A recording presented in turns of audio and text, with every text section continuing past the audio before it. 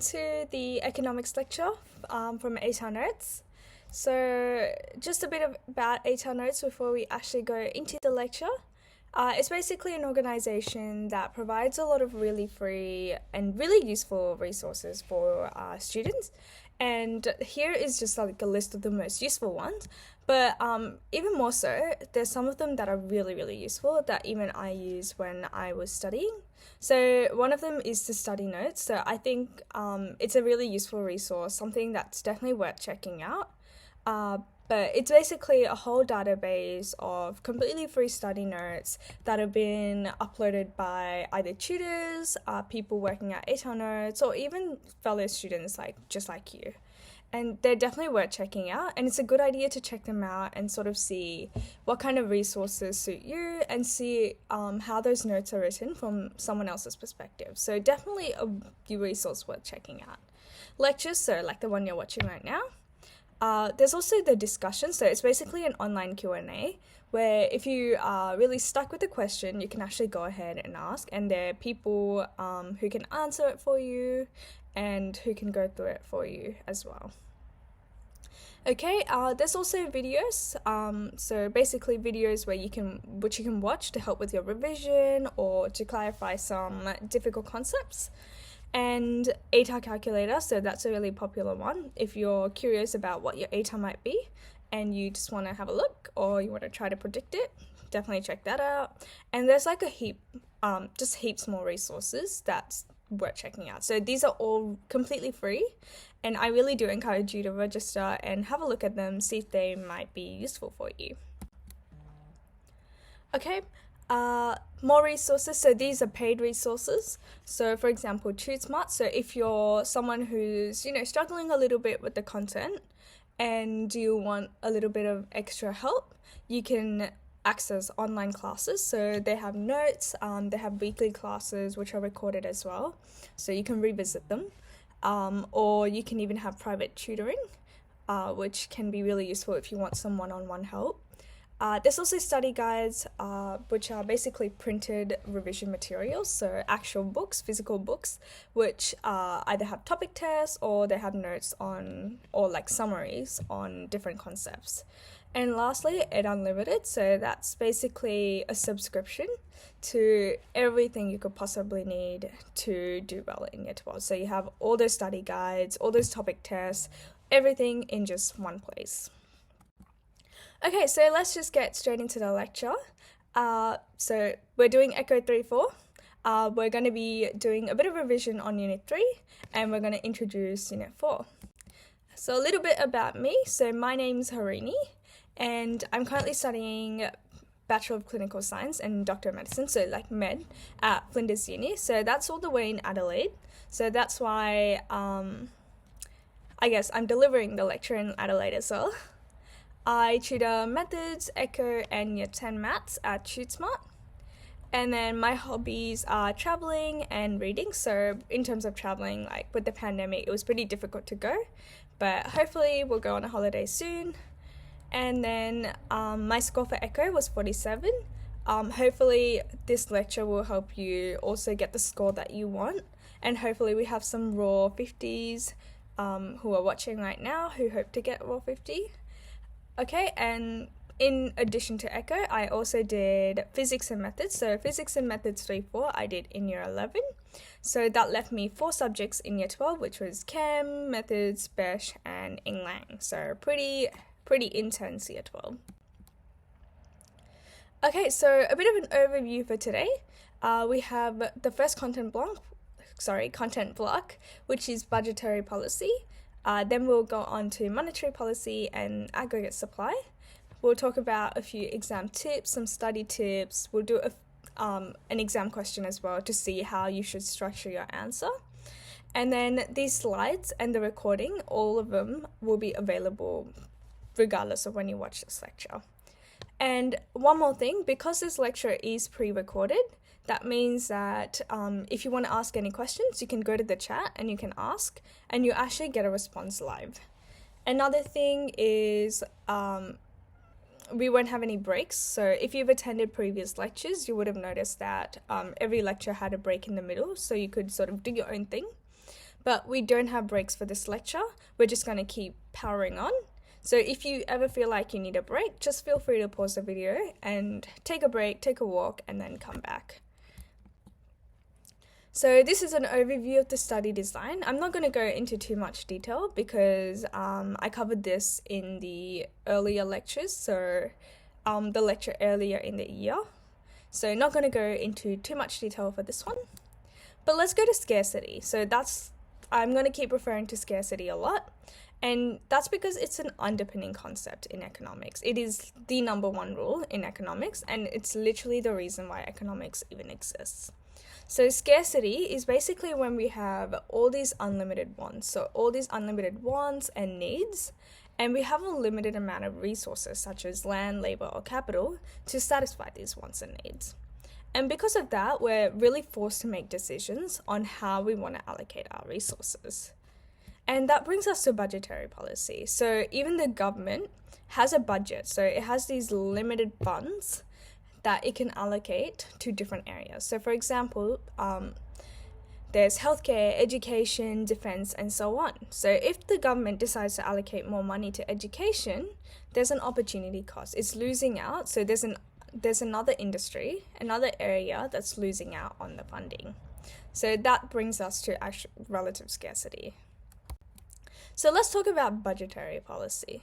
So that's what Unit 4 is basically all about. So it's all about how the government uses its power to really change the economic outcomes. So to achieve our economic goals, we're going to go through that today. And also about how it uses indicators of the economy, so like demand, supply, and so on, to create some policies, to create some goals, to, achieve our goals. Okay, so government policy. So you've got fiscal policy, you've got monetary policy. Another word for fiscal policy is budgetary policy. So budgetary policy is all about taxes and spending. So it's about how much tax the government collects, and then as opposed to that, how much they spend and how they spend those receipts. So quick note, taxes, they're called receipts. Spending, they're called outlays. And then monetary policy, that's all about the RBA, so the Reserve Bank of Australia.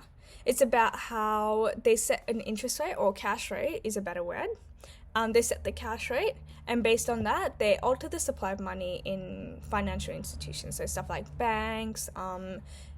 They affect interest rates in that, and so ability of people to borrow, save, and so on. A bit of background information. So budgetary policy, it's basically a tool that the government uses to work with monetary policy. And every year the Treasurer announces it in May.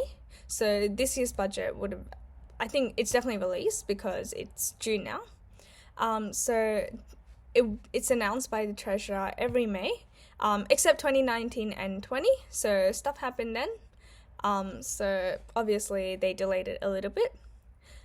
The actual outcomes of the budget, those are released in the mid-year economic and financial outlook, so that's also something to look out for. I don't think it's been released yet. And the goal of budgetary policy is to overcome situations in order to achieve our key economic goals. So we want to first overcome whatever's going on in the economy. So that was a really big deal in 2020 with the pandemic. We want to achieve our economic goals, so strong and sustainable economic growth, full employment, low inflation. And we also want to achieve a surplus. So this is not as big of a deal because if there is a need to spend, the government will spend. And then, so we just want a surplus on average over the medium term. So that's sort of a secondary goal. Okay, and since the global financial crisis, it's a really important tool to, influence our economic performance, so change the levels of demand in the economy.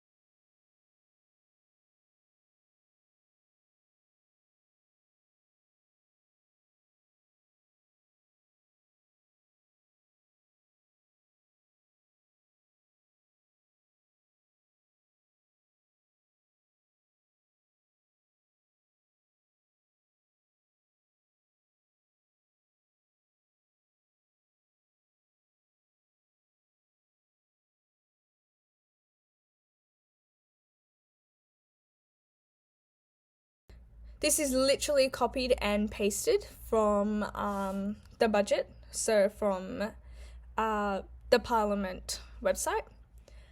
And some of the medium-term goals are first, so you want to reduce debt. You want to try to achieve a budget balance. So we'll talk about what that is a little bit later on. We want to make sure that, our revenue grows. So that we have policies that, increase our earnings, increase the economic growth, and so on. And we want to maintain our tax burden. So we don't want it to be too high, but we don't want it to be too low either. So those are just some of the strategies. So you can have a look at it. You can visit the website as well if you're interested. But this is the more important part. So our domestic goals. So domestic goals, so those are, I guess, the goals that the government is trying to achieve.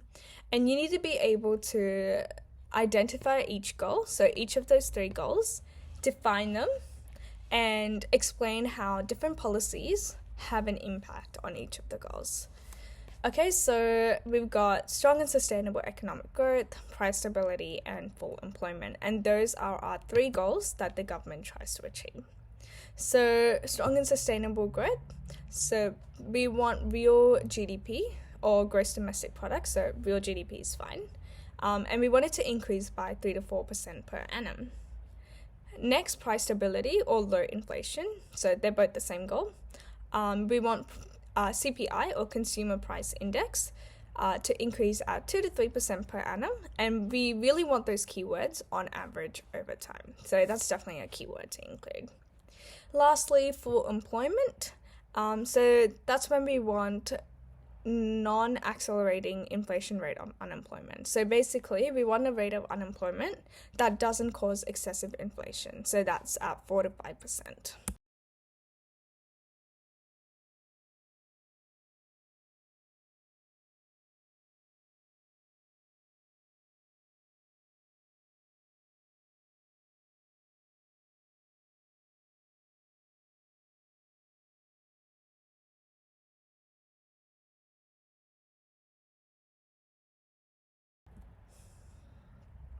Okay, so aggregate demand, this is a bit of a revisit. It's made up of 5 parts. So consumption, investment, government demand, and exports. So those all increase our aggregate demand. And then imports take away from the aggregate demand. So so basically when we're talking about the effects of the goals and the effects on demand, we want to say which of these parts of aggregate demand that it's actually affecting before we say, well, this increased aggregate demand. So for example, if I say, well, if the tax rate is higher, I would have to say, how does this affect consumption? So it would mainly affect your consumption. It doesn't have much of an effect on exports or imports, maybe not even investment, mainly consumption. So you would say how it would affect consumption, and then as a result, it would affect aggregate demand in this way. So make sure you talk about the parts of aggregate demand that are increasing as a result. Then aggregate demand increases. So hopefully that makes sense. Okay, so our first goal of strong and sustainable economic growth, and the goal is to achieve a rate of 3 to 4% growth in real GDP per annum, and over time without causing inflationary pressures. So you can have this goal literally memorized verbatim, and you would get marks on the exam for the definition. Again, obviously you want to make sense of it, so you want to say real GDP, that's a keyword, per annum. So this is the growth you want in real GDP every year, and without the inflationary pressure, so without causing excessive inflation. And real GDP, so a quick refresher, is basically a measure of the total production in the economy, so the volume of production. Okay, how does a budget actually affect growth? So if you have an expansionary budget, so for example, budget that spends a lot more than the receipts, so spends a lot more than there is, they tend to increase aggregate demand. So increased spending by the government, as a general rule, increases our aggregate demand. But at the same time, those expansionary budgets might also cause a budget deficit, and it could also cause debt. So we'll talk about that a bit later on. So for example, let's talk about tax cuts. So tax cuts means that, in general, people don't have to pay as much tax. So if people aren't paying as much tax, that means the government does not get as many receipts. So it doesn't get as much tax money. So it has less to spend now. And because it has less to spend,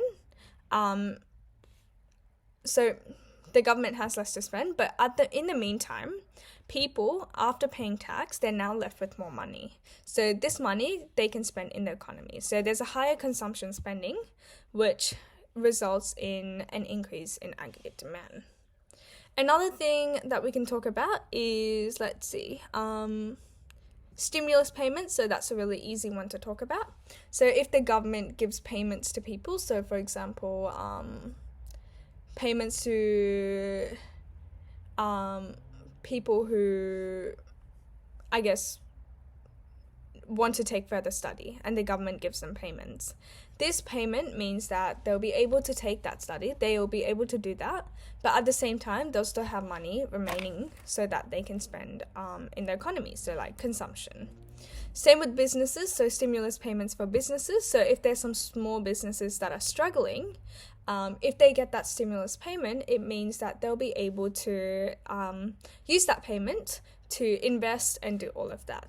So this increases our investment spending, and thus we'll get a higher aggregate demand.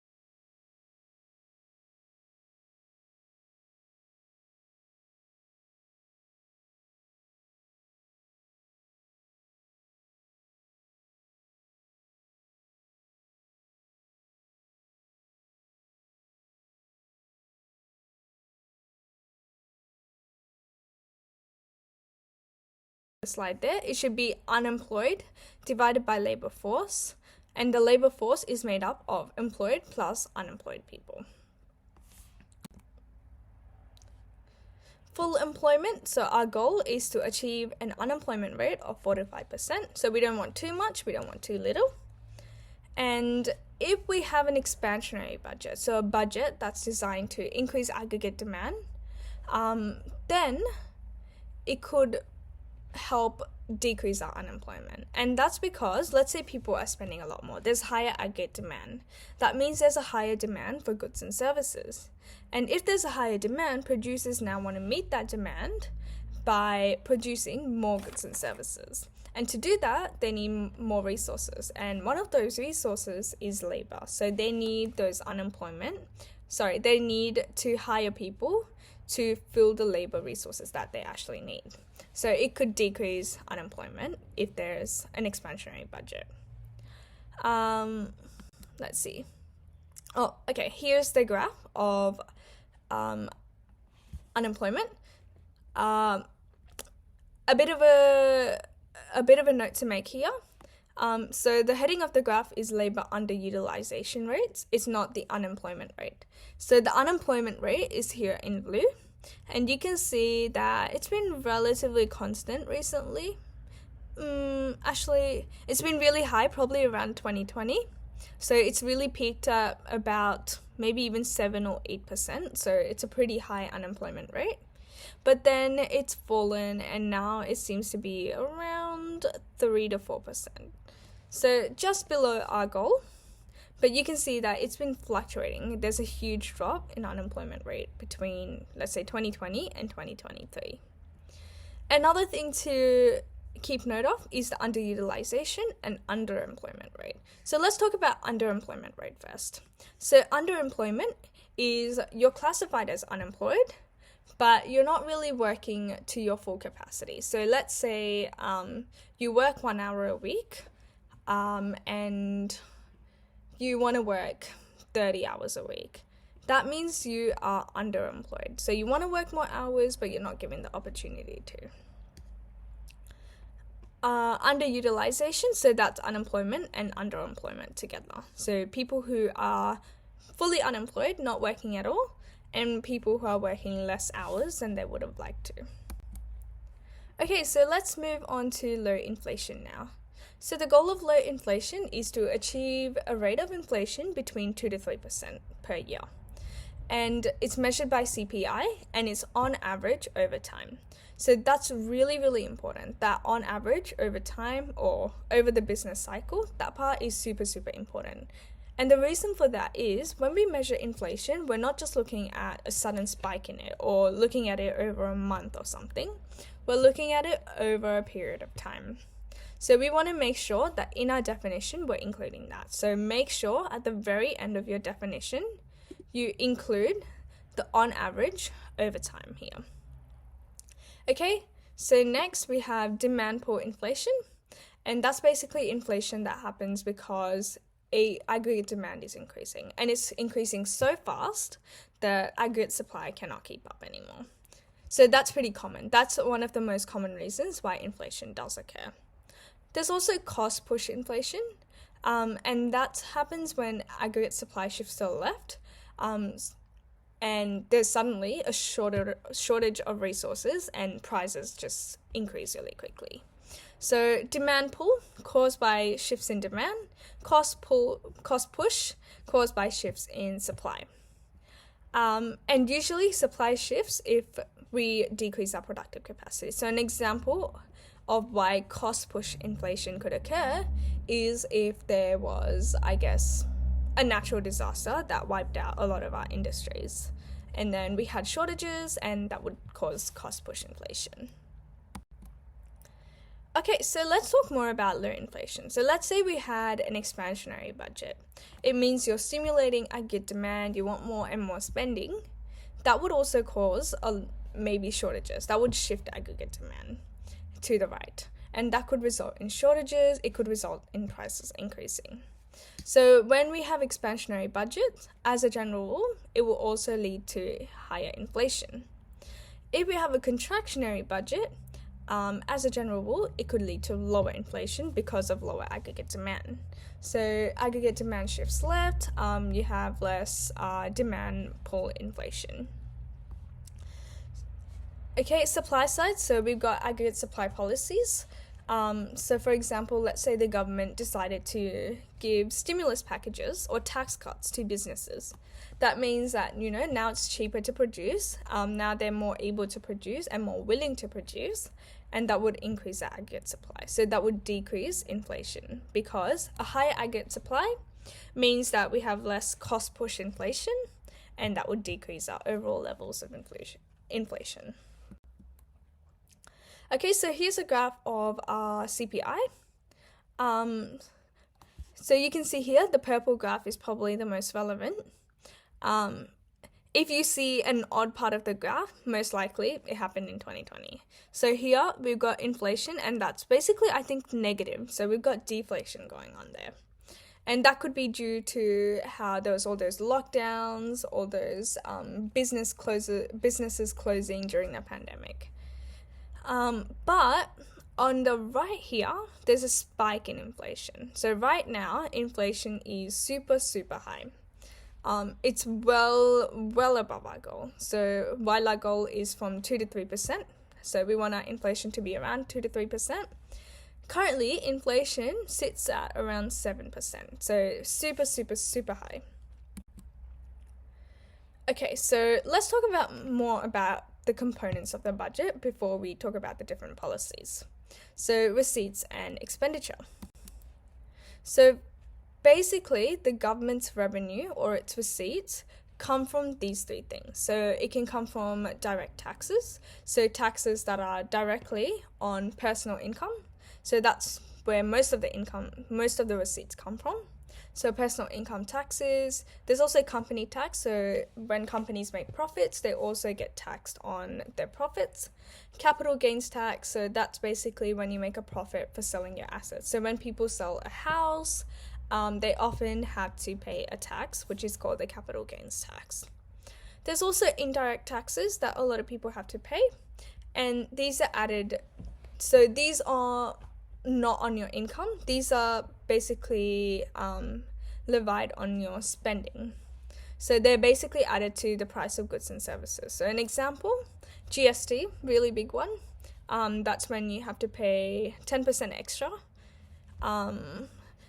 Excise taxes. So for example, when you buy tobacco or petrol or alcohol, there's actually an extra tax that you're paying, and that's why it's really expensive. There's also non-tax revenue that make up receipts. So for example, if the government makes a profit, so let's say Australia Post makes a profit, that's non-tax revenue going to the government.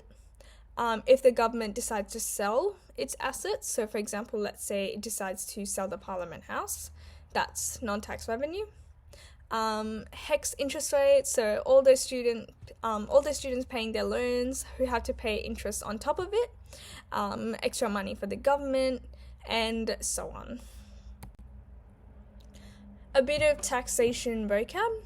So tax mix is the balance between direct and indirect taxes in your revenue, and it's your mix between direct and indirect taxes. Tax base, how broadly the source of government income spans. So basically, where is that government income? Where's the revenue coming from? I haven't really seen tax base come up at all, but I guess it's good to know. There are a few principles of taxation. You don't need to know this, but just for your interest, so you want taxation to be easy to understand, that we want it to be equitable, and we want it to be efficient. So we want to make sure that the way people tax still maximizes efficient resource allocation. So here's an overview of tax over the years. You do not have to remember this at all. This is, again, just for your interest. And you can just see that the majority of the tax in almost every year is coming from household income tax. So that is personal income tax on households. Next, there's corporate income tax. So that's like businesses. And other. So other is could be any other ones. So like excise taxes and so on. Your budget over time. So here is the government's budget over time. You can see here it's 0, and anything below 0 means that we have a deficit, so it's negative. And you can see a really, really big negative, here. So there's a huge negative in the budget here, but it's expected to improve over time. So you can check out how the budget's going using the source here. So there's a link here that will take you to the website. Okay, so sources of our revenue. So your revenue can come from all these different sources. Mainly it's coming from individuals, so people who are paying income tax, but it can also come from, let's say, company tax or GST and so on. But again, you don't have to memorize it, just know that income tax makes the highest revenue. Outlay, so these are our expenses, so this is what the government is spending on. So you can see the main expense is revenue for states and territories. So you have the federal budget and it's distributed. So there's some of it that's distributed among the states and territories so they can do, I guess, their own thing. So like your local council, Victorian Parliament, and so on. Another one, so support for seniors. So that could include stuff like pension, and yeah, I think it would mainly be pension and so on. So you can see where a lot of the budget is going. And you can see a lot of it is actually for welfare. So support for seniors, NDIS, aged care services, so on. They would mainly be for welfare. So you can see that that's where most of the budget is going. Okay, so this is a more recent snapshot, and it tells you where the revenue is coming from. And you can see, again, individuals' income tax, that makes the biggest proportion of our budget. Okay, and then outlays, so this is actually this year's budget. And you can see that Social Security and welfare makes up the biggest proportion of our spending. Okay, so now let's move on to the different types of taxation. So yes, people get taxed, and that makes up our receipts for the budget. But there's actually a lot of different types of taxes that a lot of different ways that people can get taxed. So the way that we do it in Australia is we have the progressive income tax, and that's basically as your income increases, you pay a greater proportion of your income as tax. So it's basically the more you earn, the more percentage you pay. So it's a higher rate of tax. We also have proportional income tax, so that's when everyone pays the same rate of tax. So that's on income or profits. And then we also have a regressive tax. So this is same rate, and it's almost like people who are earning less are paying a greater proportion of their income as tax. And an example of that is actually GST. So because it's on spending, and let's say someone buys something for $10, they pay $1 in GST. Okay, and we have one person who only earns $100 a week and another person who earns $1,000 a week. The poorer person will be spending 1% of their income as GST, whereas the richer person would be spending 0.1% of their income as part of their GST. So you can see that if you earn less, it's actually a higher percentage of your income. Government expenditure, so that's basically where the government can spend its money. So you've got current expenditure or consumption expenditure, and that's basically spending to sort of, maintain the day-to-day functions. So have your everyday operations of the government going. So for example, you've got paying wages, paying salaries to government employees, other things, so buying stuff like stationery or paper, stuff like that, which is just current. So you use it, you can't use it in the future.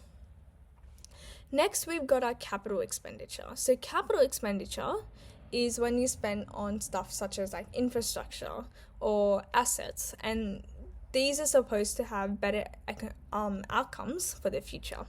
So they're supposed to grow our productive capacity, they're supposed to make conditions of the economy much more favorable. So an example of capital expenditure could be, infrastructure. So if you're like building a new school, if you're building a new hospital, you're building better roads so that, it's easier to transport goods and services from across Australia, that's capital. And just a key note, transfer payments, so that's like welfare. So welfare, that goes directly to your bank account. They don't form a part of government expenditure. So they don't form a part of government expenditure in aggregate demand. And that's because they're recorded when people spend that money. So let's say I was receiving welfare, and let's say I received $100 a week. That's not going to go as part of government expenditure. When I go ahead and spend that $100, it will be recorded as consumption spending. So just something to keep a note of. Budget outcomes. So this is basically when the government, spends its money, has the outlays, has the receipts, has everything. It's basically how the budget's looking after that. So your outcome can be a surplus. So that's when your receipts are greater than expenses. So you have more revenue than your outlays. You've got a budget balance when your receipts are the same as your expenses, And then you've got a budget deficit, which is most common for us, where our receipts are less than our expenses. And our budget outcomes, they're calculated using two approaches. So you can use the cash approach or actual approach. Again, this is not the most, it's not super important for 3-4 Eco. But for your interest, cash approach, so that's basically the value of receipts and outlays after the government actually receives or pays out the money. Actual approach, so that's basically when all those expenses and revenues, you show them as they're actually happening. But again, this is not super relevant to Eco, so you don't need this for the exam. Budget reporting measures. So they're specific measures that we can take note of to report our budget. So we've got a headline balance, which is our total cash value of budget receipts. So we've got total outlays, and so basically receipts minus outlays is what it's saying. And it doesn't remove once-off events. So for example, if the government sells Australia Post, it's still included in the headline balance. But the underlying balance, it sort of shows us, it gives us a good indication of the government's financial situation. So this is situation over time. And it's basically when you calculate your headline balance, but then you get rid of any of the volatile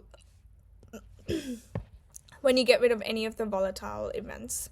So for example, let's say you got the sale of Australia Post, and you remove that because it's a once-off thing. So once the government sells an asset, they can't sell it again next year because it's not theirs anymore. Okay, so cash versus accrual accounting. So we talked about this earlier. Cash, it's the value of receipts and outlays only when the government actually gets those receipts or when they actually pay out those outlays. Accrual is as they're incurred, so expenses as they happen, and revenues as they're earned. So basically, it's more, I guess, current, you could say. Okay, that's it for the budget. Let's talk about other parts of the budget. So future fund isn't something that's discussed a lot. Again, it's not a really big thing in Eco. But it's basically, I guess, an investment by the government. And it's to try to make sure that there are benefits that the future generations could have. So it doesn't really affect the budget outcome. It's not a really big part of it. But for example, if you look here, copied and pasted directly from the Parliament website. So like, for example, medical research future fund, that's investment to generate money over time for, let's say, medical research. So it's not a huge part of Eco there. This part here is definitely an important part. So surplus, deficits, and budgetary stance. Okay, so what is the policy stance? So the budget stance is basically whether it's expansionary or if it's contractionary. So let's say the budget is in deficit. That means it's expansionary. So it's basically trying to increase aggregate demand, trying to increase the levels of demand in the economy. So it basically means that the government is spending more than it receives in receipts. If the budget is in deficit, but let's say the deficit is smaller than what it was last year, that means that it's still expansionary, just less expansionary than last year. If we have a budget surplus, that means that the budget is contractionary, and so that means that, the levels of aggregate demand is supposed to decrease. So the aim is to decrease the levels of demand in the economy. But lastly, if the budget is in surplus, but it's decreasing in size, so let's say the surplus is smaller than last year, that means it should say less contractionary here. So if the budget is in surplus, but decreasing in size, it's actually less contractionary. Okay, and there's a lot of things that could impact your budget stance. So it can be impacted by automatic stabilizers, which is really important. It's an important concept, and we'll get onto that in the next slide. And it will also be impacted by the crowding out effect. So that's a bit of a new concept, and that's also something we'll discuss in just a bit. Okay, so let's go to the next slide. So this is about automatic stabilizers. So it's basically when, let's say you have high growth level, right? If growth levels are high, automatic stabilizers means that there are less outlays, so less welfare that you pay, more receipts from personal income tax, and then there's a less deficit or a higher surplus. Okay, so basically, before we look at examples and anything, the meaning of automatic stabilizers is without the government doing any deliberate action to change the budget automatically changes due to the levels of demand, supply in the economy. So due to the levels of growth in the economy. So let's look at an example now. So let's say, let's look at 2020, for example. That's a great example to look at. So during 2020, we even had negative levels of growth. So we had very, very weak growth. And without the government actually putting down any policies, without them actually taking deliberate actions, we still got a budget deficit. And the reason for that is, so we had low growth. That means usually if we have low growth, it means unemployment is quite high. So we had a lot of people unemployed in 2020. We had a lot of businesses struggling because there was very little demand. So because of that, firstly, there's less income tax paid to the government because more people are unemployed, so less people are paying that income tax. So automatically decrease your receipts. Next, you've got those companies struggling, those businesses struggling to make profits. So automatically, again, you've got a decrease in the company tax that's paid to the government. So you can see how automatically, without the government taking any deliberate actions, the budget can decrease when there is less growth. So there will be a higher deficit. It will be automatically expansionary when there is less growth. On the other hand, you have discretionary stabilizers. So discretionary stabilizers is when the government so it makes a deliberate change to the budgetary policy. So for example, let's look at 2020 again. In addition to those automatic stabilizers, the government decided to introduce a new welfare payment. So job seeker, job keeper. So job keeper was definitely a new one. So if you lost your job, you could earn this much because of, like, you lost your job because of lockdown. So all of those, they affect the budget. So the levels of growth in the economy does affect the budget automatically, and when the government makes a change due to discretionary stabilizers.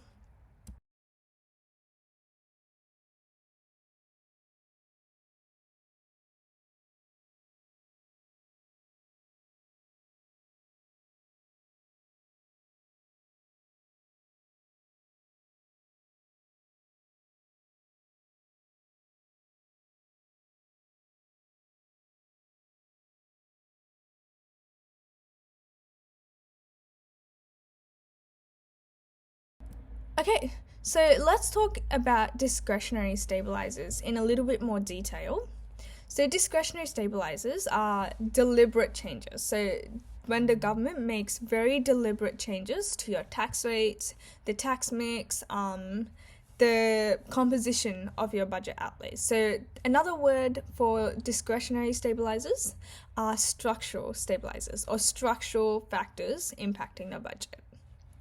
Okay, so government usually employs a counter-cyclical budgetary policy. So that means that usually if there's a lot of growth, if there's a lot of economic expansion, we have a contractionary stance. So we want to try to keep growth, but we want to keep it stable so that inflation isn't excessive, it's not unsustainable.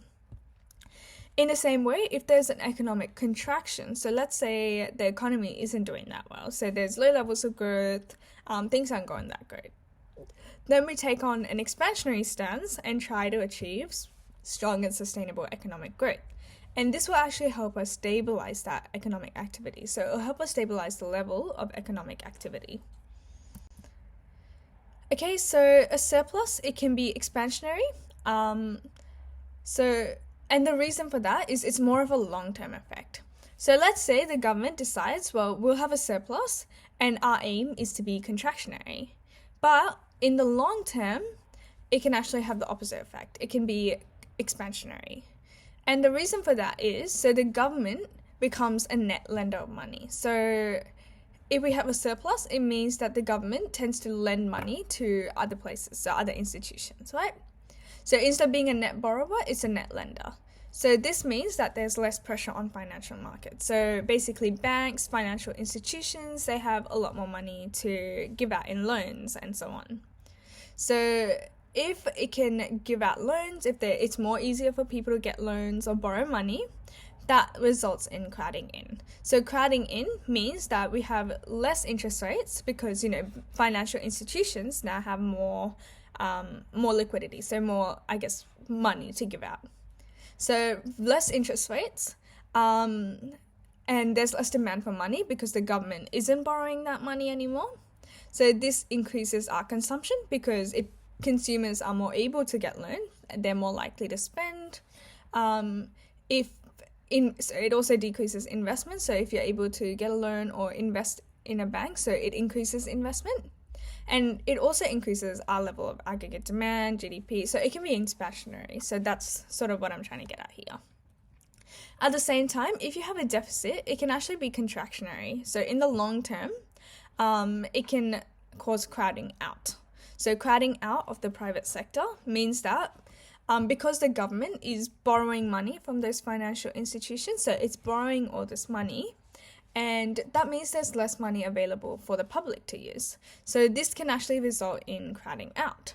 And this causes a higher interest rate and it reduces our consumption spending because it's harder to borrow money, there's more repayments, reduces investment, reduces aggregate demand, reduces growth. So essentially, that's what they are. So a quick summary of crowding in and crowding out. Okay, so we talked about crowding in, crowding out, but now let's talk about deficits. So it's all well and good when the government has a deficit, is spending more, and is trying to be expansionary. But then a deficit is literally a negative account in the budget balance. So it means that we are spending more than we're actually getting in receipts. So how does the government actually make up for that negative balance? How does the government spend more than it receives? So there's a few ways that the government finances deficits. So way number one, it can sell government bonds to overseas creditors. So basically borrow money from overseas. If it does that, it basically could, so it could cause an appreciation of the Australian dollar. That could also reduce our exports and aggregate demand. Why does it cause an appreciation of the Australian dollar? It's because when you borrow money from overseas, you're converting the foreign currency into AUD. And that means that you have a greater demand for your Australian dollar, and that increases, the price, you could say, of the Australian dollar. Next, sale of government bonds to Australian financial sector. So borrowing from local banks, local financial institutions. And that's what causes crowding out. So we talked about crowding out earlier. It's when now the private sector and the public sector, so private and government, compete for limited credit. So this means that interest rates can increase, there's less credit in banks that people can borrow, and it can actually, in the long term, reduce consumption and investment spending. Okay, next, sale of treasury notes. This is definitely not something that they really do. And it's basically equivalent to printing money. So you just print lots and lots of money, and then it starts to lose its value. And then because it starts to lose its value, you need more money to buy different things, and that can have an inflationary effect. So this one, definitely not used very often, at all. Able to distinguish between debt that is good and debt that is, bad. So good debt is usually classified as something that's because of capital expenditure. So basically stuff like infrastructure, things that give you an ongoing benefit. So even in future or even returns on your investment. Capital spending is an example of good debt. So capital spending like infrastructure, better roads to improve supply, and so on. Bad debt is debt that you get from current expenditure. So current expenditure such as government salaries, so salaries for employees. It's a once-off thing. It doesn't really provide any future benefit. Another example of bad debt could be like once-off costs for the government. So stuff like, I can't think of anything except employees at this moment, except salaries, but it's just sort of once off and it doesn't give you any benefit in the future. So credit rating is basically it tells you how able a government is to pay back debt. So if so we have to pay back principal and we have to pay back our interest, right? And if the government, for some reason, doesn't pay either of them, it means that economies wouldn't be as willing to loan. So, for example, let's say the Australian government wasn't able to pay back the debt, right? In the future, if the government wants to take an expansionary stance and have a budget deficit, it wouldn't be able to because it would be unlikely that other economies would lend it. So, unlikely that other economies would lend that money. So that's where the credit rating comes from. So we currently have a AAA rating, which is the best rating, right? But if we weren't able to pay that debt or if we weren't able to finance all those loans that we have, that rating might actually drop. And if we have a lower rating, it means that we're charged higher interest rates and that makes it harder to borrow. And it might also make different economies unwilling to lend to Australia. Okay, so now let's talk about surpluses. So we talked about deficits, how they can lead to debt. Now surpluses, there are many different ways that the government can use a surplus. So it can use it to repay the debt. So overall, so it uses the surplus to repay the debt, reduces your net foreign debt, and it can increase that external stability. So because we are paying off our debt, but this can lead to crowding in, so it reduces the cost of credit because it's paying back the money. There's more credit available for the private sector. Another thing it can do is it can save with the RBA. So it's basically government savings, and it's just you can finance a debt or you can just save it, and it makes your investors, so people giving you the debt, more confident in you because you have those savings now.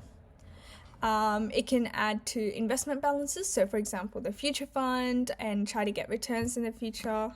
Or it can, again, expenditure, so it can use that surplus to provide goods and services.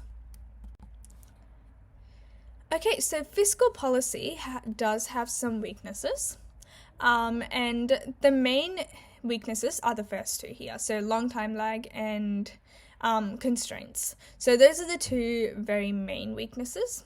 Definitely long time lag, that's definitely easy to talk about. So what long time lag means is, let's say the government decides to implement a policy, right? It has to pass through all those levels of parliament. It has to, and it takes a long time for that to happen. So it can take years and years for a policy to pass. And because of that, so let's say the government is doing badly and the government wants to introduce a new welfare payment. It could actually take years for that to happen. And by that time, the economy is doing well again. So long time lag. Another weakness is constraints because of conflicting stability and other economic goals.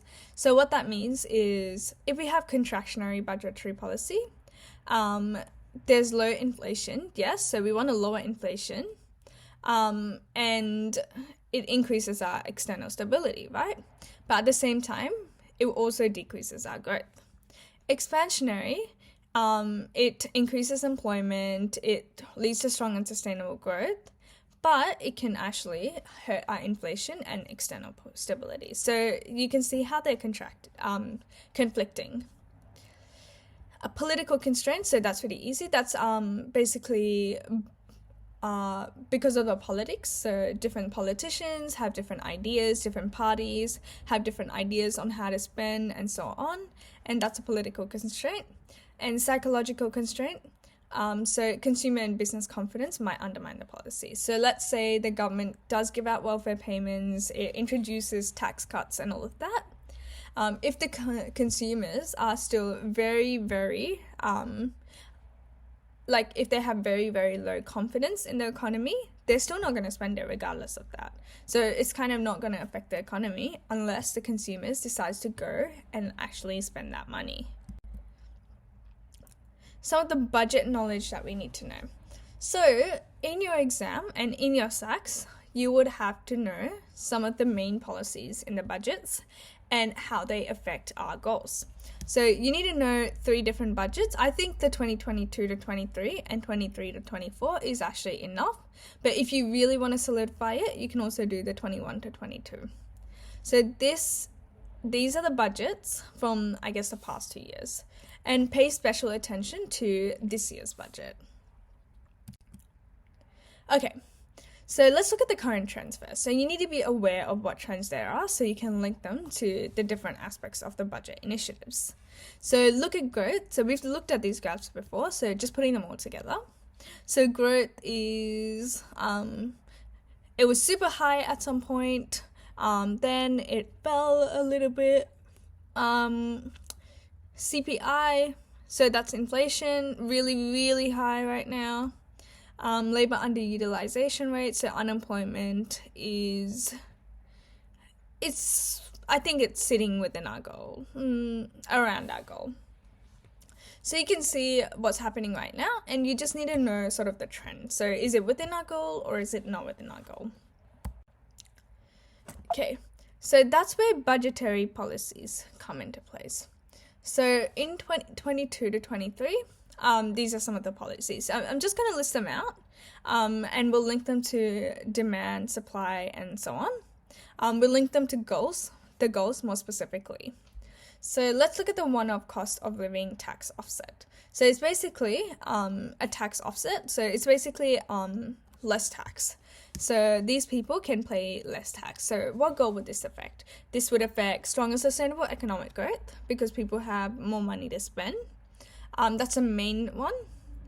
I think it's more linked to, yes, so strongly linked to strong and sustainable economic growth. Temporary fuel excise relief. This one would also affect strong and sustainable economic growth because consumers don't have to spend as much on fuel, so they might spend their money elsewhere. So usually fuel is an import as well, so keep that in mind. Another thing, businesses. So if you have businesses having deliveries and all of that, doesn't need to spend as much, lower cost of operation. So that would also help businesses invest more and increase aggregate demand. More affordable childcare. So this affects unemployment. So the goal of full employment. So let's say childcare is more affordable. These parents are going to be more willing to put their kids in childcare and go back to work. So initially, it could actually increase unemployment because you've now got more parents actively seeking work. But over time, it would actually achieve our goal of full employment as the people coming back to work are efficient, they are willing, and they are able to work. Energy price relief. So this is the more recent one. So this is this year's budget. Energy price relief. So it's basically subsidizing energy. So the prices of energy, so gas, electricity, and so on, for businesses and households. So for households, this would increase consumer spending because they now have less money that they need to spend on electricity, energy. So they have more money to spend elsewhere. Small businesses, this could increase their willingness to invest in their business, buy more machinery, buy more capital, hire more labor, and be more productive because they don't have as many energy costs. Okay, responsible, sustainable income support. So this is when you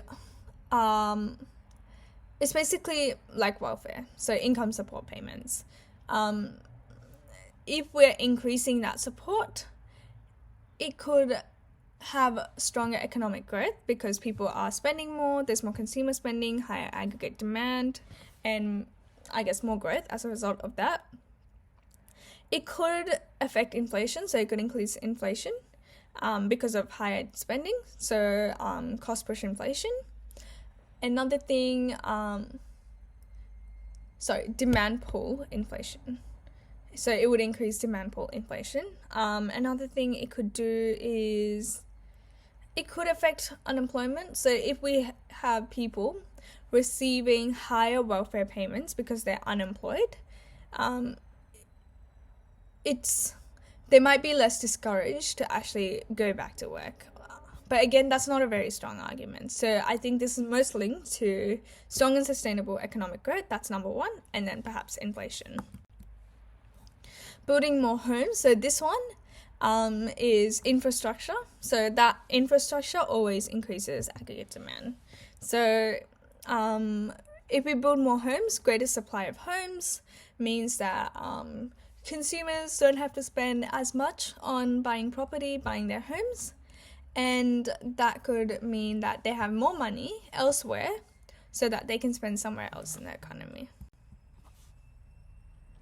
So like we said before, cheaper childcare, enhanced paid parental leave. Again, same thing as before, more parents going back to work. More livable suburbs. So this will directly affect non-material living standards. So the infrastructure, aggregate demand. So you've got more people employed to build all these stuff, to plan it, to build it, to organize it. You have more jobs automatically. So immediately it will decrease that level of unemployment in the economies. More people are hired, and that increases economic growth. And there's a lot more policies, so you just need to pick a few that you can link to the goals. So maybe one policy for each of the goals. But remember, some policies are related to multiple of the goals, so that's just something to keep in mind. Okay, that's it for the budgetary policy. We are about halfway through the content, so feel free to pause the video now, take a break. Because it's recorded, obviously I'm not going to take a break now, but I'd encourage you to just pause, take a break, walk around, drink some water, and then come back. Okay, so now we're talking about monetary policy. So this is just a branch of macroeconomic policy, and it's operated by the RBA, or Reserve Bank of Australia. And the main aim of monetary policy is to change the levels of aggregate demand and economic activity to affect inflation. So their main goal is to keep inflation stable. Okay, and the way they do that is they change the target cash rate, and this affects your cost, it affects the demand, and it affects the availability of credit, so availability of money to borrow. So a brief, very, very brief summary on how it works. So banks, they have deposits of money from individuals, from businesses, from different entities, right? They have these deposits. And they put parts of those deposits aside, and they do that to meet liquidity standards, and they try to promote confidence. So be like, I have this money, I have all this money aside, it's safe, you can be confident.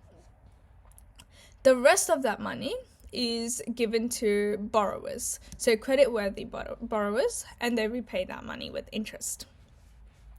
So the money that you put in your bank account, it's not actually just kept like that. It's actually given to others who want to borrow that money.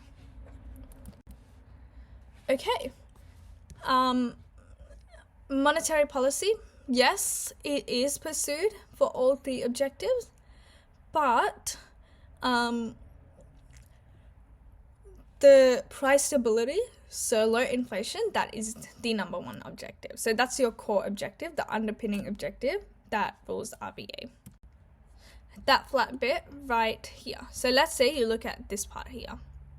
At this part, the cash rate was at 0. And that's because inflation was actually negative around that point. So the RBA quickly lowered that cash rate as low as possible to ensure that, inflation is still stable, because it was way too low then. Right now, with inflation being really high, that cash rate is increasing again. So it's at about, I think, 4.85%. I can't quite remember. I think I've got the slide here. And the RBA's persuasion about the direction and levels of lending and investment of the financial sector. Again, it's more like when you speak about it. So when the RBA says, hey, it talks about changing the cash rate, that can actually cause a change in it. So we'll talk about that a little bit later on. Okay, manipulating the cash rate. So the way that the RBA manipulates the cash rate, it's so they undertake open market operations. So firstly, official cash rate, that's the interest rates that banks pay in the overnight money market, so in the money that they set aside. So it's basically like the cost of your money, and it's changed by the RBA to influence your monetary policy. So it's a tool of the monetary policy. And as it manipulates those rates using open market operations, the cash rates change. And as a result, even the banks pass on that cash rate to consumers. So let's say open market operations, the RBA often sells or buys government securities, so government bonds, right? And that's a way of reducing the credit in banks. So if we were going to decrease the cash rate, the RBA buys the government securities, right? So when it buys the government securities, it's giving credit to those banks. So it's giving money to the banks, and that increases the liquidity in the exchange settlement accounts. So it means that the banks or the financial institutions now have more money to lend or to give to people. So downward pressure on the cash rate lowers the cash rate, and then over time the banks usually pass on the lower cash rate to consumers. If the RBA wants to increase the cash rate, then it issues government securities. So it sells those government securities at a discounted rate to financial institutions, right? So when they buy it, they now have less liquidity, so less money that they can immediately let people borrow. And this places upward pressure on the cash rate. So there's limited credit, higher pressure on the cash rate, passed on to consumers, and in the form of higher interest rates. Okay, so like we talked about the budgetary policy stance earlier, the RBA also has its own policy stance. So the current stance is contractionary, so it's over 3%. So the cash rate is over 3%, so the current stance is contractionary. And to achieve that stance, what the RBA did is they tightened or they increased the cash rate. So how did they do that? Well, first, the RBA actually announces that they're going to increase the cash rate. So they say, well, we're going to increase the cash rate, and the reason for this is inflation is too high. Then RBA sells those government securities at a discounted rate. So when they sell the securities, it means that these banks now have less credit. So they have these securities instead, but they can't let people borrow, or they can't lend those securities. So we have less credit now. And the money from the banks is transferred to RBA, right? So now with banks having less credit, less money to lend, there's a shortage, which causes the cash rate to increase. And this is passed on in the form of higher interest rates. Well, how does that affect the economy? It affects the economy through transmission mechanisms. So before we talk about transmission mechanisms, the policy stance can also be neutral. So usually it's about 3%, or expansionary is below 3%. So the logic is pretty much the same for all of them. Nothing really changes. Okay, so transmission mechanism. So this is how, so the cash rate changes. How does this affect aggregate demand. How does this actually affect the economy? So there's about 5 transmission mechanisms. The ones that I think is easiest to talk about is savings and investment channel. So savings and investment channel is basically about the cost of credit. So let's say the cash rate is higher. So let's just talk about the current situation. So the cash rate is high. It's about 4.85%, I think. And this means that people who want to borrow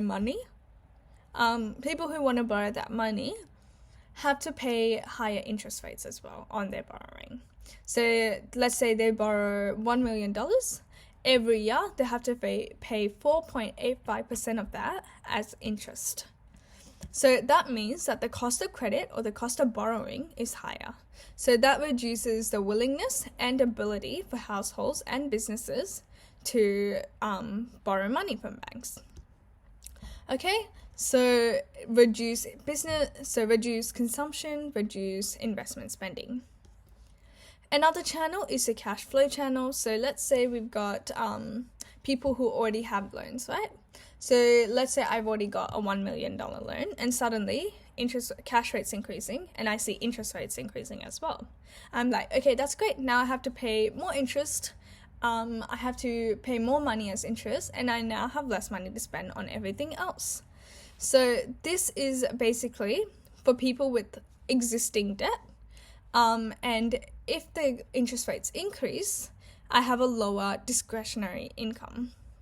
Lower discretionary income means that I have less money in my pocket to spend on different things. Next, money and credit channel, or another word for it is availability of credit channel.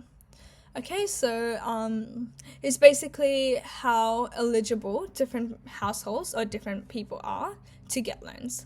So let's say interest rates were 0% like they were before. If I was earning $100K a year, I'd be able to borrow $1 million, right? Because there's no interest rates, nothing of that. But now, if the interest rates are at 4.85% and I'm still earning 100K, the bank will be like, well, are you actually able to pay interest on top of that principal? And if I'm not able to, I will not be able to borrow that money. That means I will not get that loan. I won't be able to spend extra money. I won't be able to borrow money to spend on in the economy. So that's how it affects aggregate demand. It lowers it. Okay, so here are a few more of our transmission mechanisms, and that includes our asset price channel and our exchange rate channel. So asset price channel, that affects our wealth and our ability to spend and invest more money. Basically, it's when, let's say interest rates are really, really high, right? Like they are right now.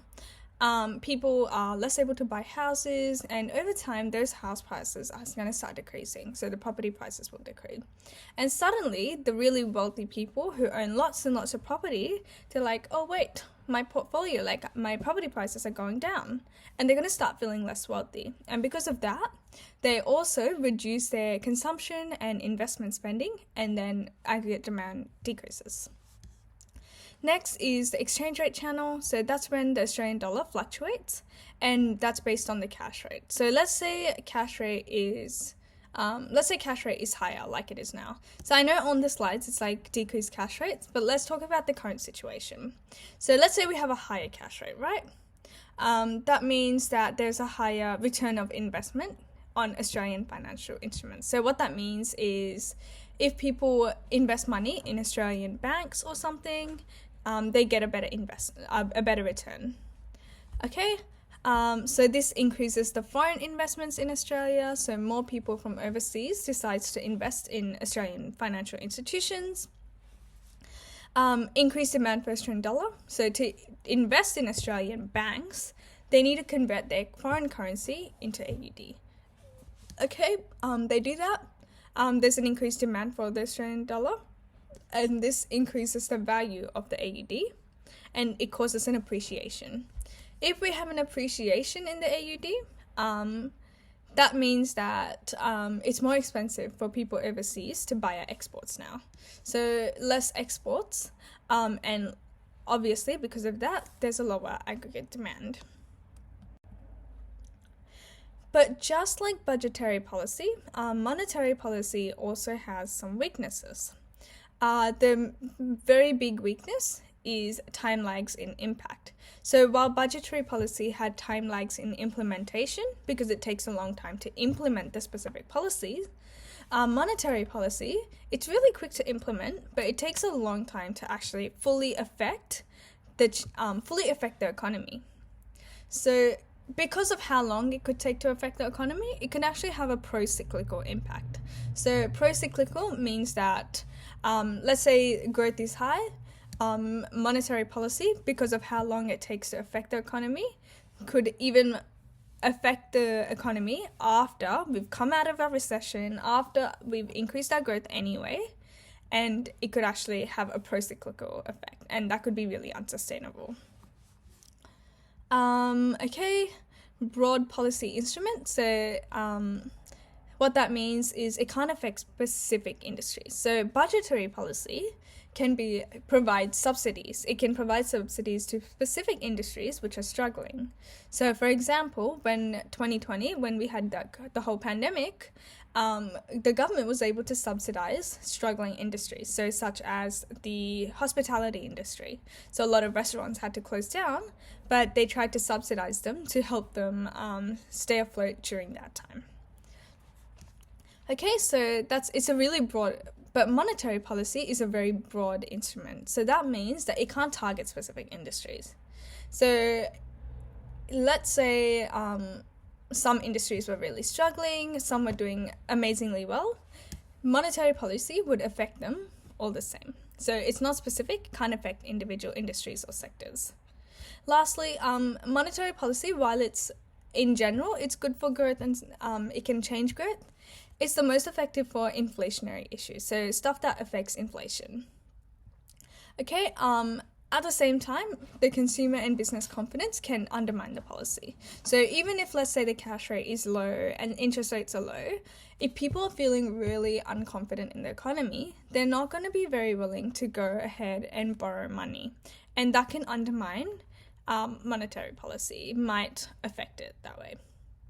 And again, it's a broad policy instrument. So again, specific industries that are struggling could struggle even more, because in general, the economy is doing well. Okay, so finally, let's look at the cash rate. So this is directly from the RBA website.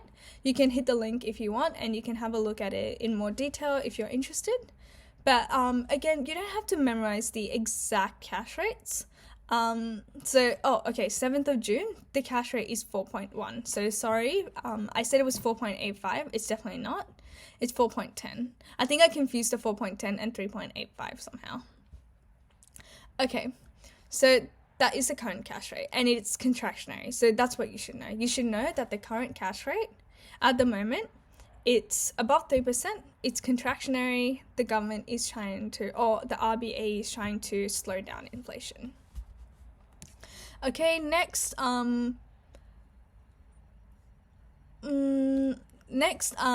can see in 2020, the cash rate was 0.1, right? So super low. Really low cash rate in 2020 and throughout 2021 too. Okay, so as inflation is increasing, the cash rate, trying to tackle that unsustainable increase in inflation, is also being increased.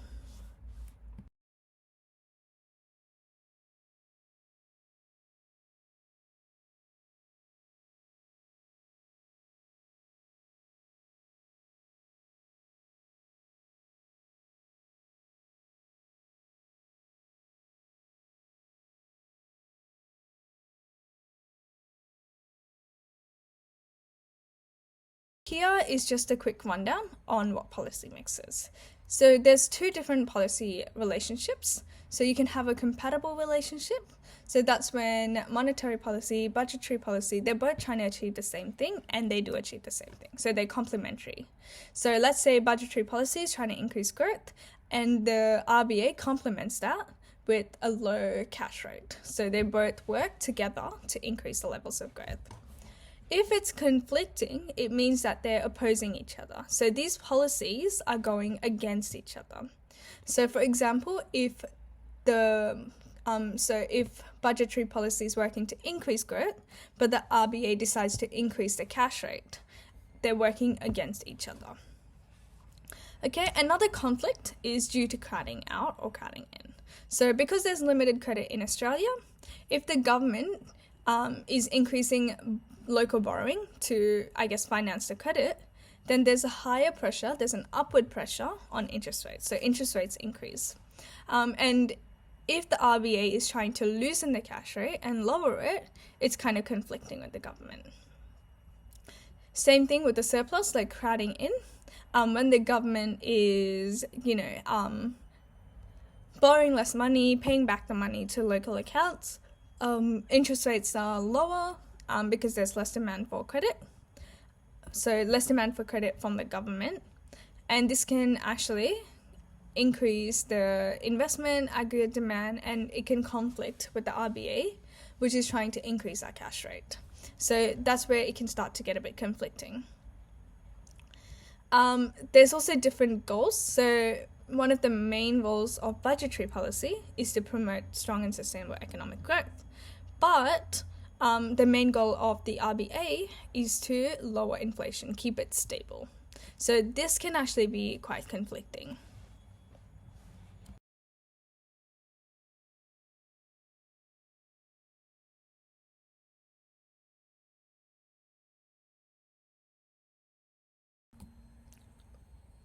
Okay, so aggregate supply policy is basically, a subset of budgetary policy. It's a subset of it, and it's basically strategies by the government to try to improve supply side conditions. So we want to improve the production of goods and services. We want to increase our productive capacity. So the aim of those policies are, first, we want to reduce the production costs. So we want to get rid, or we want to minimize cost push inflation. Okay? We want to make sure production is efficient, so allocatively efficient, so resources are allocated in the best way possible, but also technically efficient, so that we are being as productive as possible, maximizing our production with minimal inputs. We want to increase our productive capacity, so we want to increase the total amount that we can supply with our given resources and make sure that our GDP grows sustainably. Because let's say we have very, very strong aggregate demand, right? So let's say our aggregate demand, super strong, it's going really well. But if supply cannot keep up with that level of demand, then we're going to have problems. So what that's going to cause shortages. It's going to cause lots of inflation because of those shortages. And it can be really, really unsustainable. So we want to make sure supply can move with the levels of demand. We want to reduce structural unemployment. So if you don't remember what structural unemployment is, it's unemployment that's caused by stuff that's not related to the business cycle. So that includes seasonal unemployment. So seasonal is when you're unemployed at certain times of the year because of the season. So for example, a ski instructor. Next is hardcore unemployment. So that's when you're unemployed because of your personality, or you don't have this, you're not really suited for the job. So there are different types of structural unemployment, but the main reason for structural unemployment is when the skills of the people applying for the jobs don't match up with the skills that the employer wants.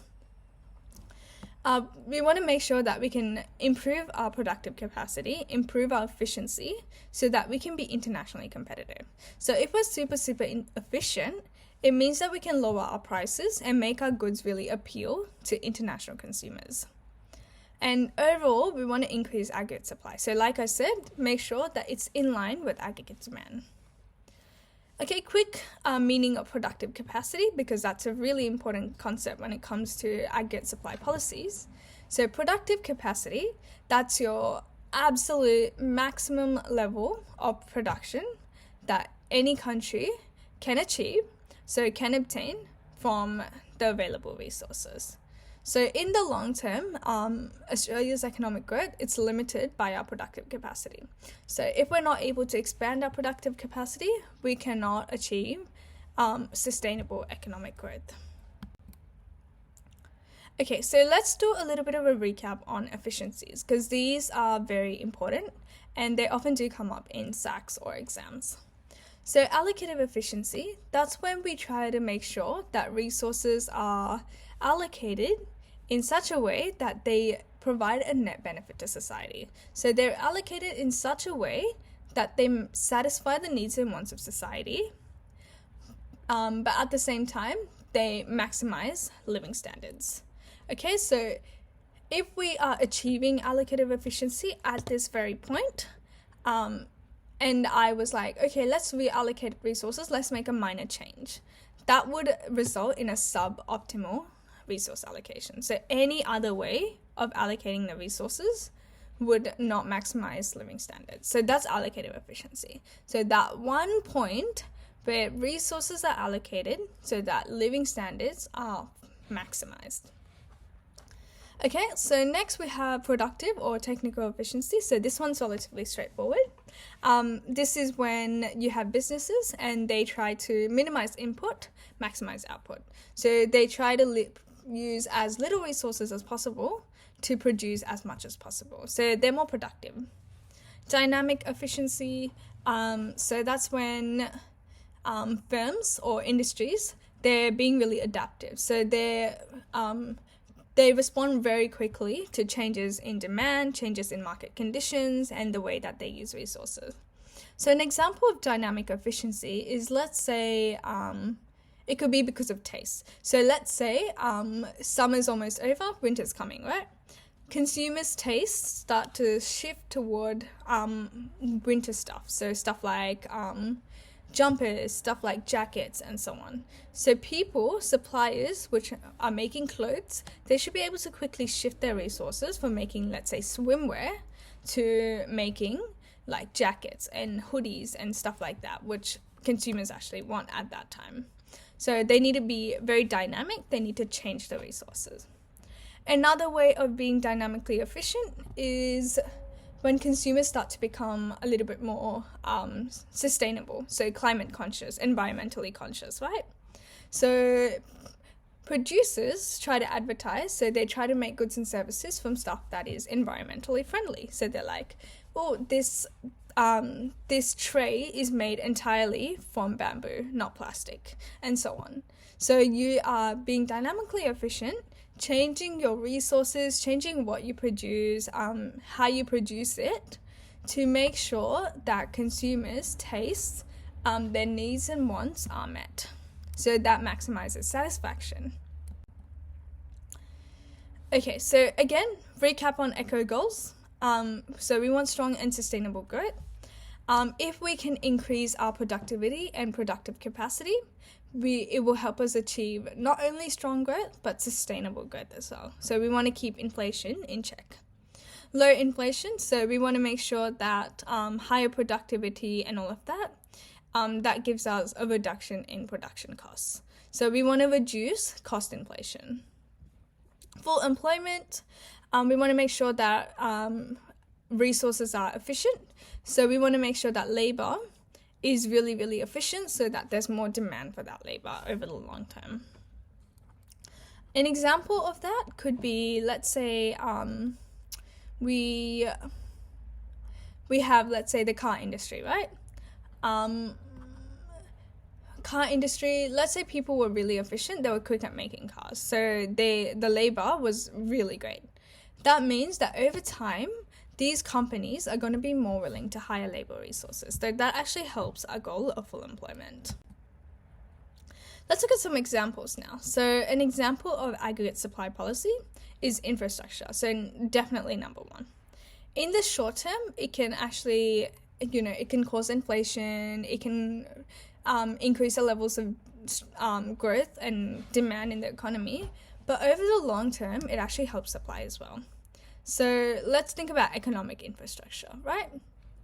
So stuff such as new rails, new ports, new roads, all of that would actually help suppliers transport their materials, transport their goods and services to consumers. So it makes it much more efficient.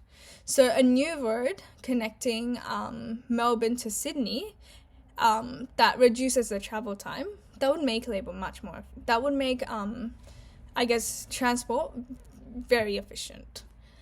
Again, it helps make it more efficient. It decreases production costs. So let's say you're having a driver deliver them. They're driving on that road from Melbourne to Sydney, and it now takes less time. That means that you can also pay them less, so reduce production costs. Okay, and that increases our productive capacity.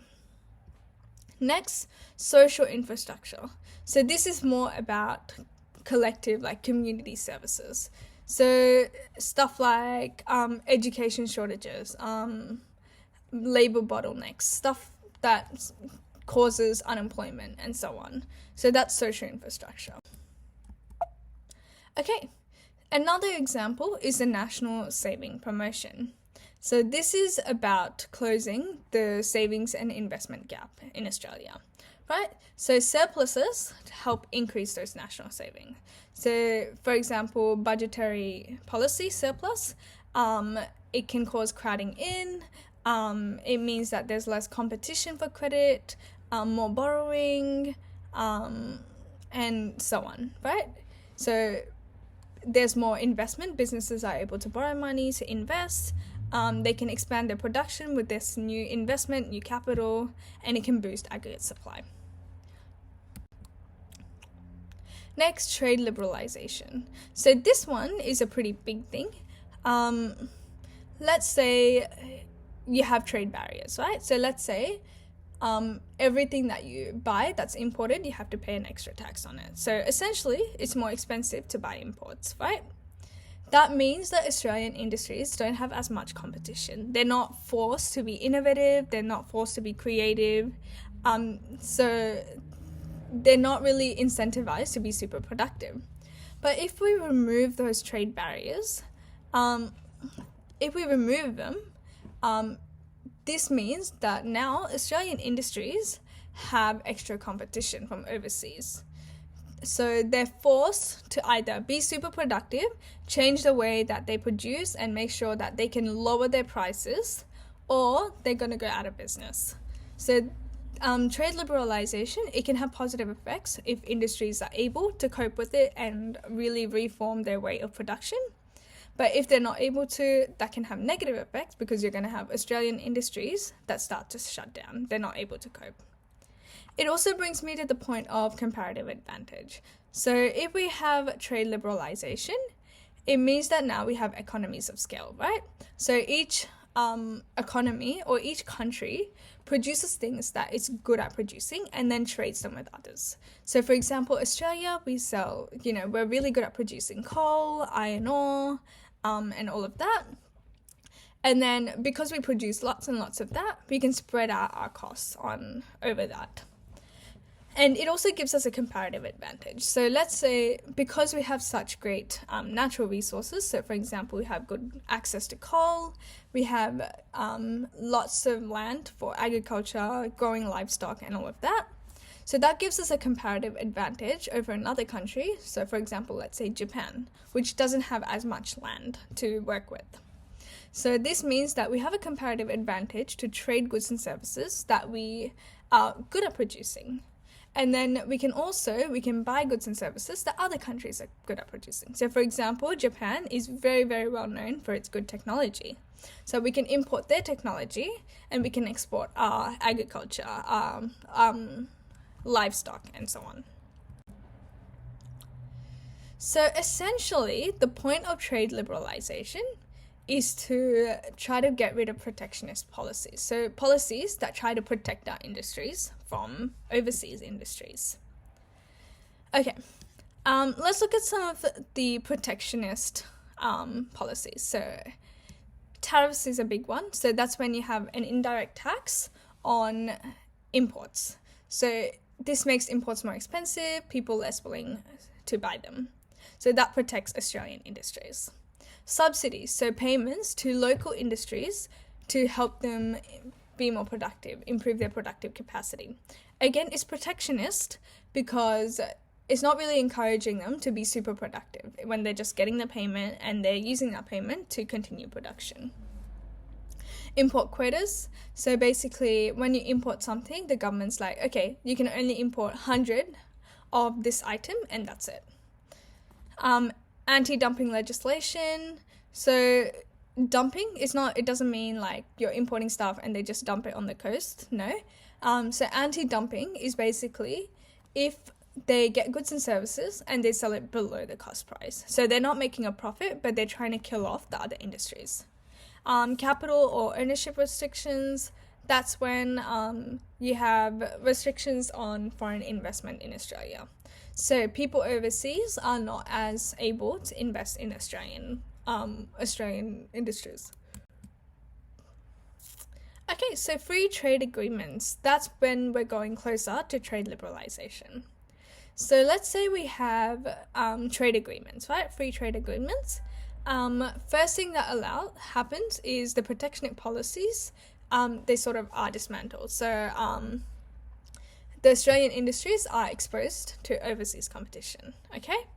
And now they're really forced to be efficient and really forced to just change the way they produce, be super, super productive so they can compete with the people overseas, right?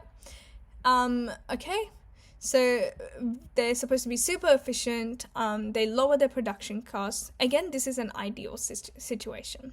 Lower their production costs, make sure they produce more and more goods and services.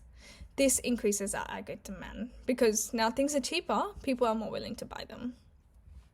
Okay, inflation, so there's lots and lots of competition, which means that Australian industries ideally are super, super efficient and reduce their costs. So it can actually keep inflation sustainable.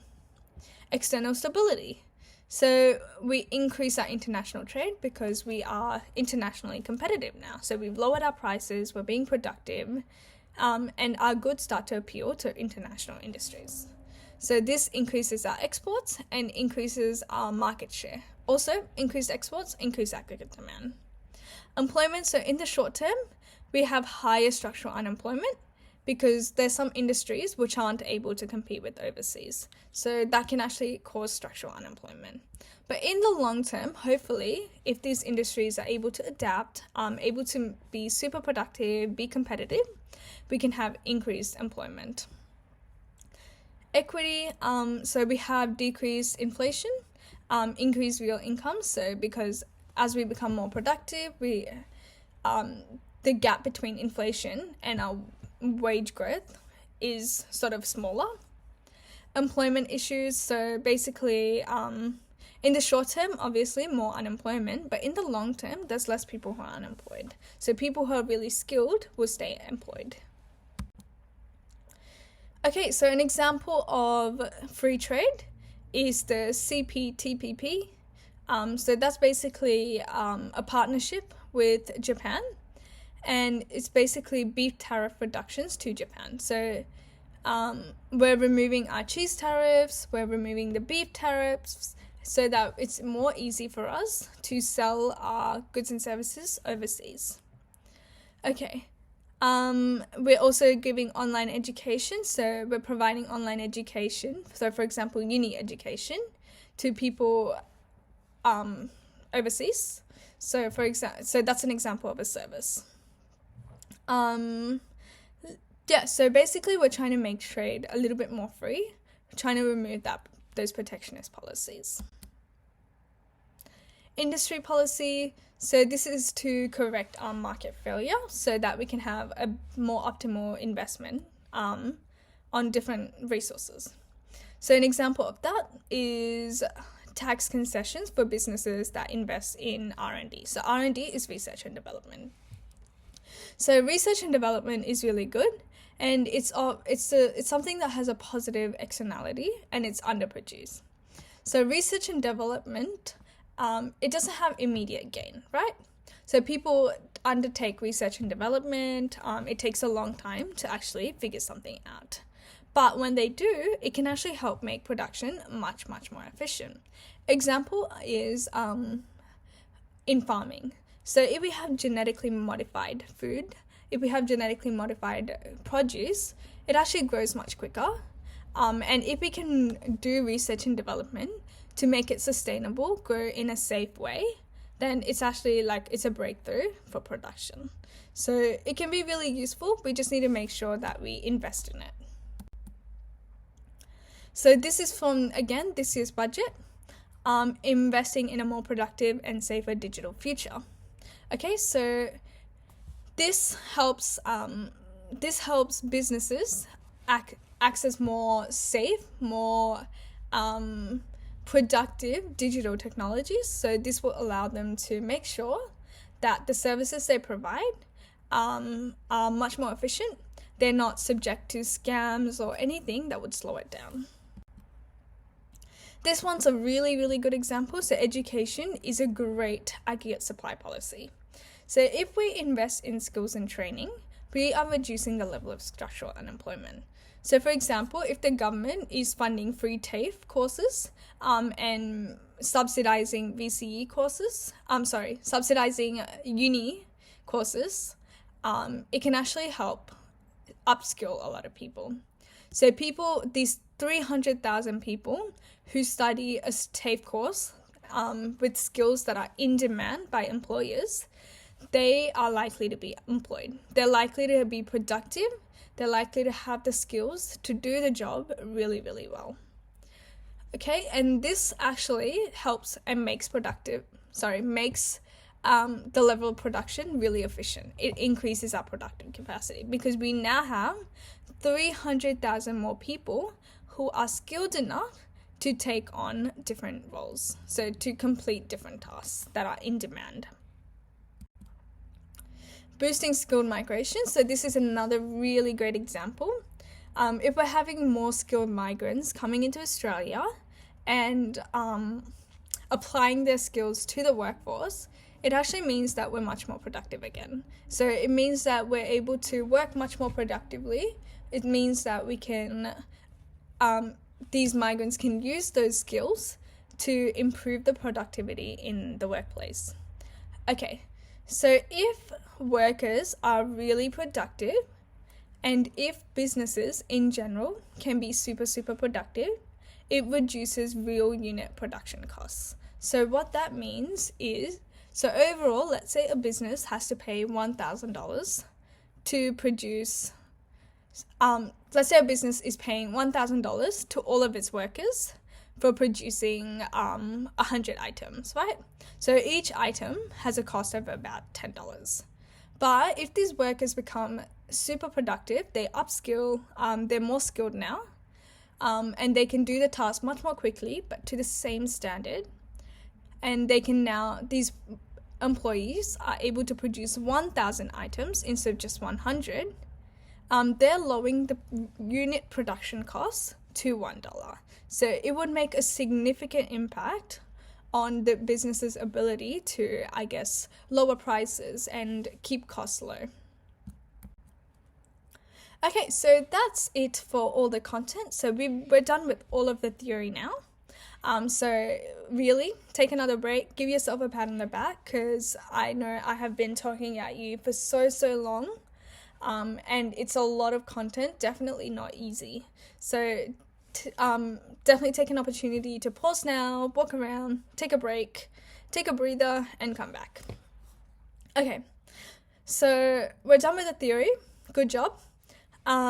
It's really great that we have all this knowledge, but even more important than having all that knowledge is being able to show that you have that knowledge. You need to prove in your exam responses, in your SAC responses, that you actually know your stuff. So the way that you can do that by using a really amazing answer, knowing how to structure your answers in your exams, using examples, and developing some really good study habits so that you can continue to refresh on your knowledge, adapt it, and you don't forget all of it. Okay, so one of the best ways to answer exam questions, especially those that are like 3, 4, even 5 marks, is by using examples.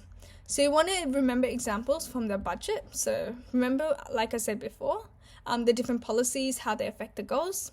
You want to remember examples of a cash rate. So is it expansionary, contractionary? Is it neutral?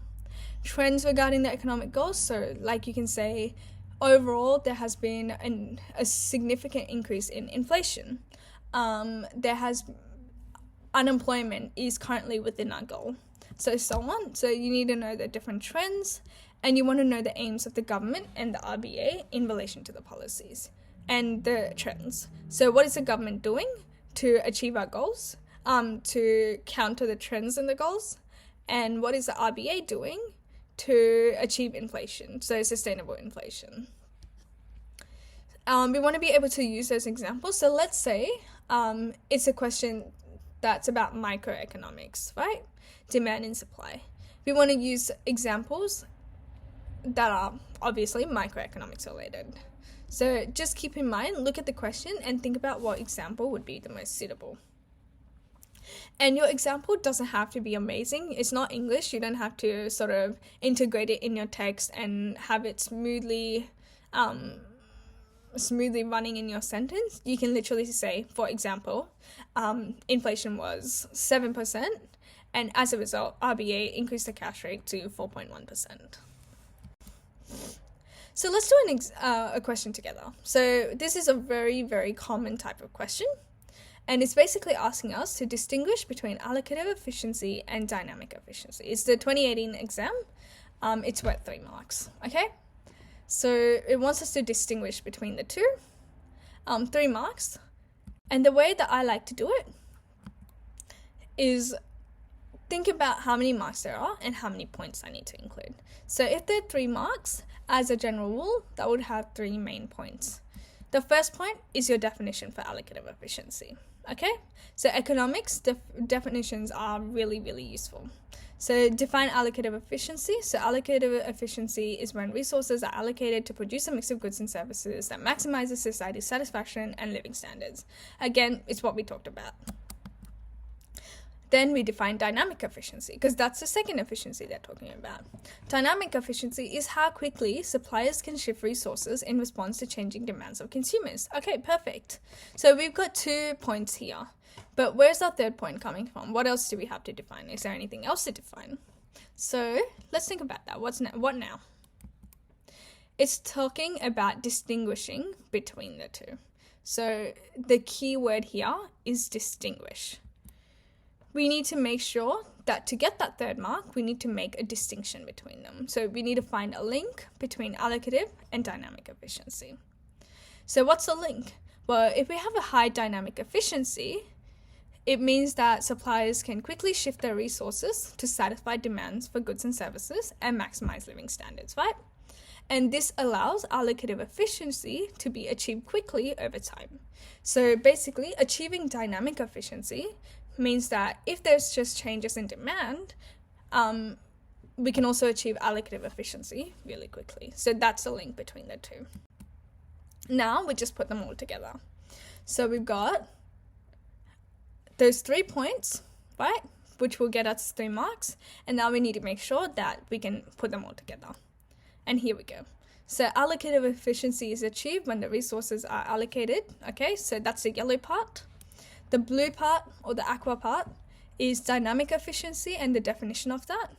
And then the green part, which is the most important part of the question, it's actually answering the question, is making the distinction between the 2 types of efficiency. If you're not really sure how to make a distinction, you can also say the link is, or the link between allocative and dynamic efficiency is, or the similarity between them is, or so on. So you can explicitly signpost your answer. So let's see what the examiners had to say about this question.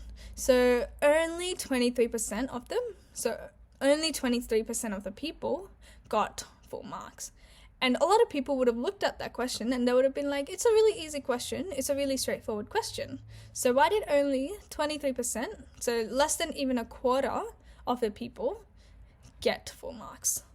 Okay, the reason is most people were able to indicate an understanding of their efficiencies. So that means that they were able to define allocative, they were able to define dynamic efficiency. But many students didn't complete the question because they didn't distinguish.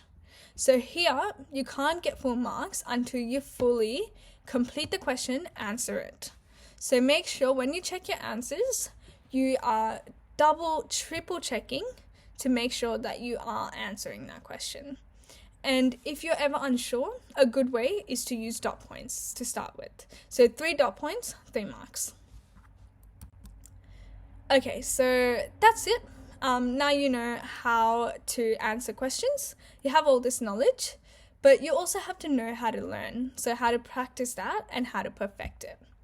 So for the rest of the year, I have some advice. So you can summarize the notes in your own words. So there's like lots and lots of notes.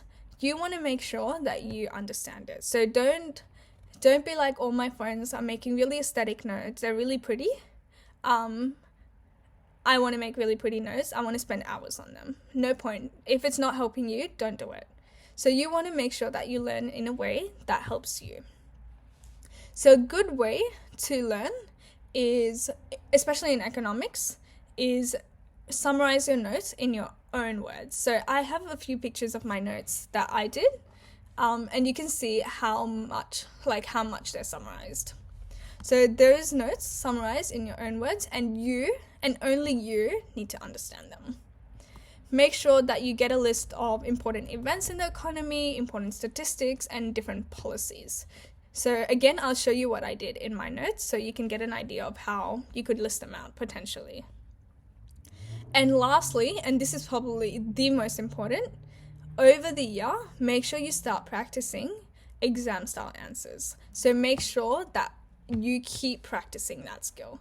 Because even if you are an economics genius and you know every single concept, and you know every single concept, if you're not able to write it exam style, it's going to look like you don't know. So you want to make sure you're able to take your knowledge, put it in exam style answers, and make sure your answer is concise, but it is reflecting that you know the knowledge. How to read the key parts of that practice questions. So you just make sure that you're very, very comfortable doing those practice questions. And read through the notes. So obviously read through the textbook first, read through your teacher's note first and the slides. And then make your own little key takeaways and do that. So this is an example of the notes that I did. So the one in the top left corner, so this one here is the stuff that I found tricky. So this is what I did literally in like around October when I was actually starting to do practice exams and all of that. And this one cue card contains everything that I found most tricky. So the concepts that I thought were the trickiest. And this one cue card is what I read before the exam, because it is everything across the whole year that I found tricky. So you can see how that helps make things a little more approachable, a little less overwhelming. Because if I was sitting before the exam and I was holding my textbook and reading through it, I would have been way too overwhelmed. But having this one cue card to read before the exam, it just simplified things a lot. The next one, so the thing in the middle is the budgetary policy initiatives. So I did ECHO in 2020. So that's why I did 2019 and 20 policies and 2020 to 21 policies. I didn't remember all of them. I just remembered the ones that were most relevant to the goals. So there were lots of policies, there are heaps of policies. I just tried to remember the ones that I felt really comfortable talking about. So for example, some of the ones I talked about is the 2.2 billion road safety package. That was definitely one that I talked about. Delivering skills for today and tomorrow. Something I definitely talked about. Yeah, so just look at stuff. There's heaps of policies. Just do things that are relevant, that you can talk about. So make a list of them if you feel like it, but just remember the ones that you feel comfortable talking about and that you can link to each of the goals. Lastly here, these are the general statistics. So the level of exports, what's happening to it, what's happening to inflation. So you can see June 2019 to June 2020, it was negative 0.3%. So some weird stuff happening in 2020. What's happening to growth? Negative 6.3 real GDP growth. What's happening to employment? 7% unemployment rate. So this was all in 2020. So having them listed out like that helped me sort of understand what's going on in the economy, and it makes you look really smart if you can say, well, the current unemployment rate is this percent. So I definitely encourage you to do it. Obviously, you don't have to do cue cards. You don't have to do it like that. Some of my friends decided they wanted to make mind maps. Some of them just stuck to normal notes. Some of them didn't even make this. They just decided that they'd rather do exams and learn from them. Okay, so it's really your personal preference. So that's all for the lecture. And the last thing I want to say is practice exams are really useful. Practice SACs are really useful. But that's only if you correct them and actually go through any mistakes you made. Because if you do these practice SACs, practice exams, you spend 2 hours doing them, you finish, you set them aside, never look at them again, you're not going to really have any improvement. You don't know what you did wrong, you don't know what you can improve on. So it's a bit pointless. So make sure that you actually go through all your practice materials to make sure that you are doing it correctly. So when you do practice exams, if you do 25 exams but don't go through them, it's kind of pointless. But if you do 10 exams and you're going through each one of them and making sure you're correcting all your answers, that's going to be much more useful for your learning. Okay, so that's enough of me talking. You have a heap of content that I just threw at you today. We went through all of these stuff. So heaps and heaps of content. So make sure that if you have any questions, you ask them on the chat because they will be answered by an economics tutor. So just please do ask any questions on the chat. Any questions welcome. There's no such thing as a stupid question, so don't feel embarrassed about any questions that you're going to ask. And most importantly, you're almost at the end of the year. You're over halfway through. Make sure that you're taking care of yourself. So prioritize your well-being. Because if you are not taking care of yourself, you're not going to be able to focus. It's going to be really hard. So make yourself the number one priority. And that's it for today. So all the best for your economics. Keep focused, keep looking after yourself, and stay motivated. And best of luck.